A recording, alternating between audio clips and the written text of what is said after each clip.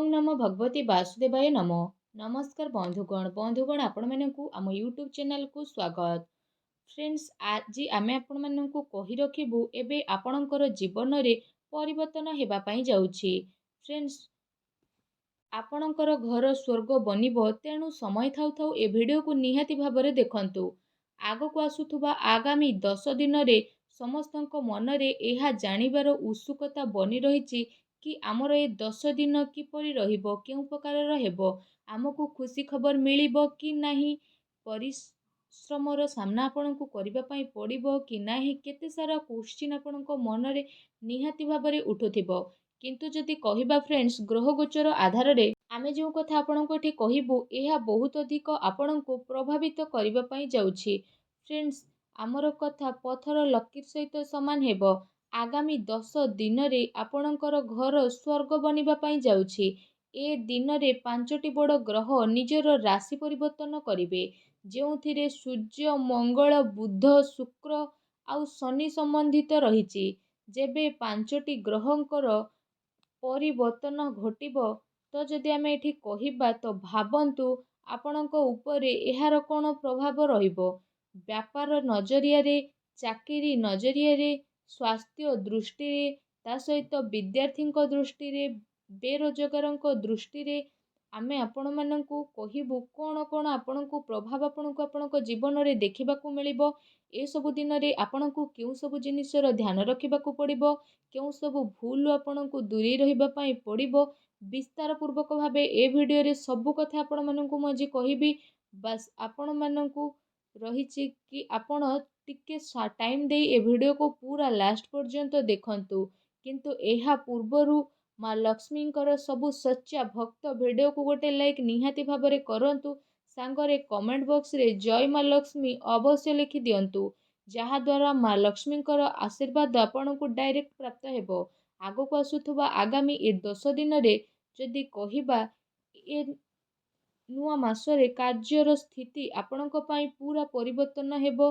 आपणक पई दिन बहुत भल रहिबो। लंबा समयरु जो रोजगार कार्य रे आपण अटकी रहिथिले तो आपणकु मन चाहा अवसर मध्य प्राप्त हेबो। ए समय रे परीक्षा प्रतियोगिता करुथुबा लोकंकु बहुत ही शुभ समाचार प्राप्त हेबाकू जाउछि। किंतु आपणकर घर परिवार रे आपसिक लड़ाई झगड़ा होई पारे। जदि घरे कि आपणकर थोड़ा चिडुछंती तो आपणकु पसंद करू नाहांती तो फ्रेंड्स से व्यक्ति द्वारा आपण धीरे धीरे दूरता बनेइकी रखंतु। कारण एमिति लोक कौनसी शत्रु ठारू भी कम नुहंती, तेणु एमिति लोकंक ठारू आपण सावधान रहंतु।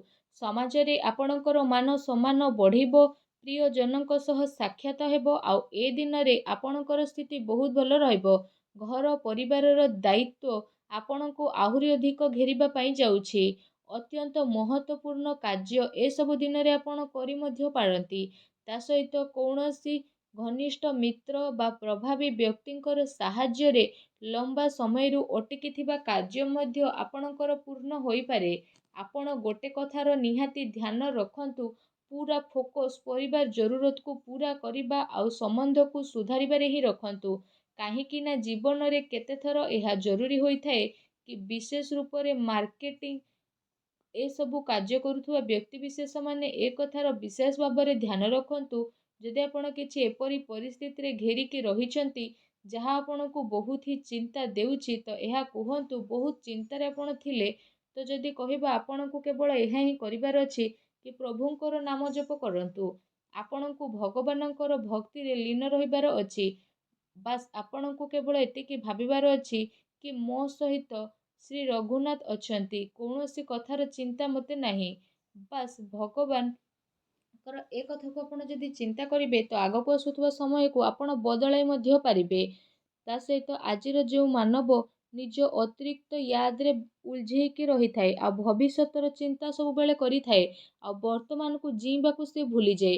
जदि वर्तमान रे किछि भल कार्य करूछंती तो यह आम भविष्यत को गोल्डन बनेई देबो। तेणु ए कथा आपण माने निहाती भाबरे ध्यान रखंतु। एहा सहित आपण माननकु आउ गोटे कथार ध्यान रखिबा पई पड़िबो कि समय, संबंध आउ धन ए तीनोटी जिनिसर फ्रेंड्स ए मासरे जदि कहिबा तो ए प्रबंध रे चलंतु।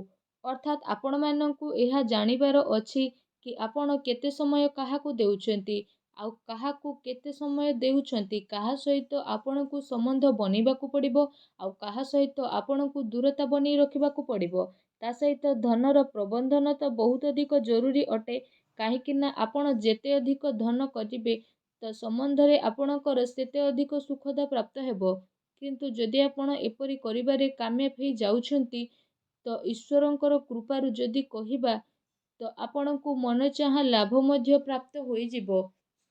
ପୂର୍ବରୁ କୌଣସି ଯୋଜନାରେ କରାଯାଇଥିବା ନିବେଶ ଏ ମାସରେ ଆପଣଙ୍କୁ ବହୁତ ଭଲ ରିଟର୍ଣ୍ଣ ମଧ୍ୟ ପ୍ରାପ୍ତ କରିବ।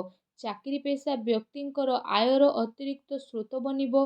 ତା ସହିତ କୌଣସି ଇଷ୍ଟ ମିତ୍ର ବା ପ୍ରଭାବିତ ବ୍ୟକ୍ତିଙ୍କର ସାହାଯ୍ୟ ଦ୍ୱାରା କ୍ୟାରିୟରକୁ ଆଗକୁ ବଢ଼େଇବା ପାଇଁ ଆପଣଙ୍କୁ ବହୁତ ଭଲ ଅବସର ପ୍ରାପ୍ତ ହେବ।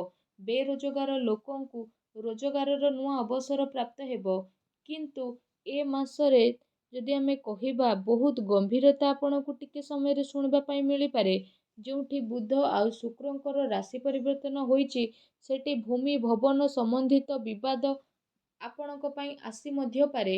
ବହୁତ ଲମ୍ବା ସମୟରୁ ଯାହା ସବୁ ପ୍ରୋବ୍ଲେମ୍ ଚାଲିଥିଲା, ତ ସେ ସବୁକୁ ସୁଲଝାଇବା ପାଇଁ ଆପଣଙ୍କର ଚପଲ ଯେଉଁ ହୋଇଯାଇଥିଲା, ତ ଏବେ ସ୍ଥିତିରେ ବଡ଼ ପରିବର୍ତ୍ତନ ଆସିବ। ଏବେ ନିଜର ସମୟକୁ ସମ୍ପୂର୍ଣ୍ଣ ବା କମ୍ପ୍ଲିଟ୍ କରିବା ପାଇଁ ଭୁଲ ରାସ୍ତାର ବ୍ୟବହାର ଆଦୌ କରନ୍ତୁ ନାହିଁ, ନଚେତ୍ ଡିସିସନ୍ ଆପଣଙ୍କ ବିପକ୍ଷରେ ଯିବ। ଆପଣମାନଙ୍କୁ ଏଠି କହି ରଖୁଛୁ ଶେଷରେ କି ଧ୍ୟାନରେ ଶୁଣନ୍ତୁ, ବହୁତ ହି ଗମ୍ଭୀରର କଥା ମୁଁ କହିବା ପାଇଁ ଏଠି ଯାଉଛି। ଆପଣଙ୍କୁ ନିଜର ବ୍ୟାପାର ବା ନିଜର କାର୍ଯ୍ୟ ବହୁତ ଅଧିକ ଲାଭ ମଧ୍ୟ ମିଳିପାରେ। ବ୍ୟାପାରରେ ଅଟକିଥିବା ଧନ କିମ୍ବା ଲୋକଙ୍କୁ ଦିଆଯାଇଥିବା ଧନ ଆପଣଙ୍କୁ ପ୍ରତ୍ୟାଶିତ ରୂପରେ ୱାପସ ମଧ୍ୟ ମିଳିପାରେ। ତା ସହିତ ଖୁସି କାରଣରୁ ଆପଣ ପୁରା ପରିବାର ସହିତ କୁଆଡ଼େ ବୁଲାବୁଲି କରିବା ପାଇଁ ମଧ୍ୟ ଯାଇପାରନ୍ତି। ଏମିତି ଲୋକଙ୍କୁ ନିଜର ଗୁପ୍ତ ଇନଫର୍ମେସନ୍ ଆଦୌ ଦିଅନ୍ତୁ ନାହିଁ, ଯେଉଁମାନେ ପରେ ଆପଣଙ୍କ ପଛରେ କଥାବାର୍ତ୍ତା କରନ୍ତି।